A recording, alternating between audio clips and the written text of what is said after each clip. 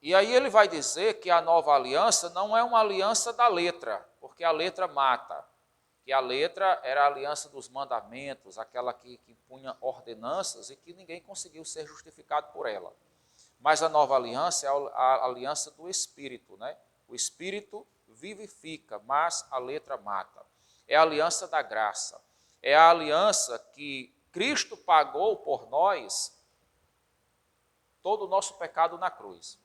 Aquilo que nós não conseguimos fazer ou não conseguiríamos fazer de modo algum para nos santificarmos, ele fez por nós, ele pagou o preço lá.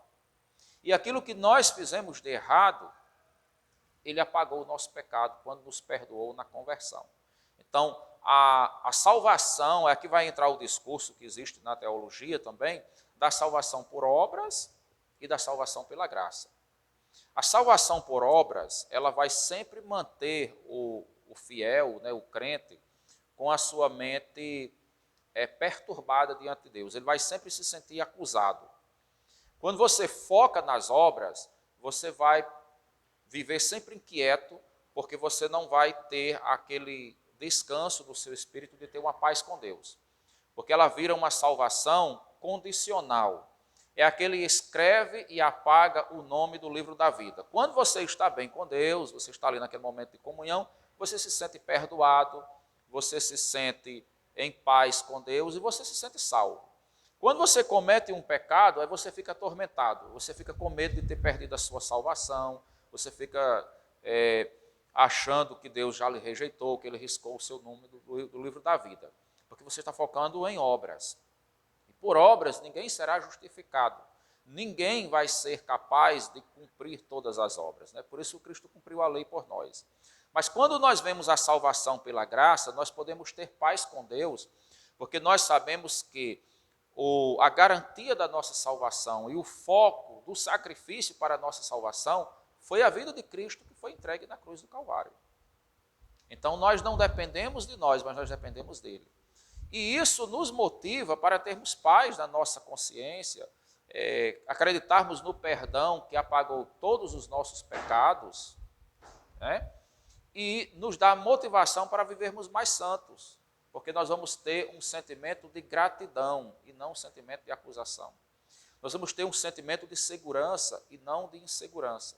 Nós vamos ter um sentimento de uma salvação permanente e eterna, porque nós vemos que acontece por causa do pacto da aliança de Cristo, da promessa que Deus nos fez a nós, quando nos disse, se confessardes os vossos pecados, ele é fiel e justo para vos perdoar os pecados e vos purificar de toda injustiça.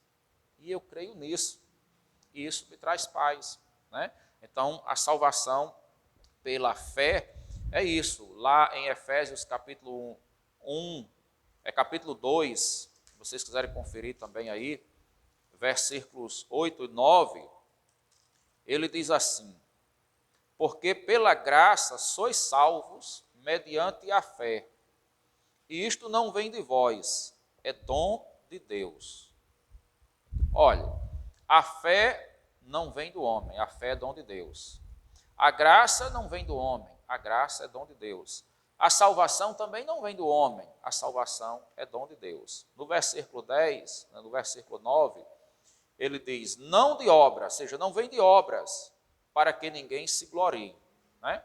Porque pela graça sois salvos mediante a fé, e isto não vem de vós, é dom de Deus, não de obras, para que ninguém se glorie.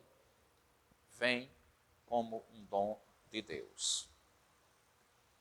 Continuando, Hebreus capítulo 7, versículo 22, ainda nessa mesma ideia de que eles sustentavam, né, que havia uma nova aliança. A gente viu aqui em 2 Coríntios 3, 6, que Paulo disse que nós fomos chamados para uma nova aliança, né?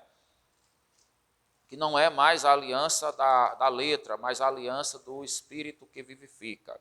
Em Hebreus capítulo 7, verso 22, ele diz assim, por isso mesmo, Jesus se tem tornado fiador e de superior aliança. Jesus se tornou fiador, ele concede a fiança, né?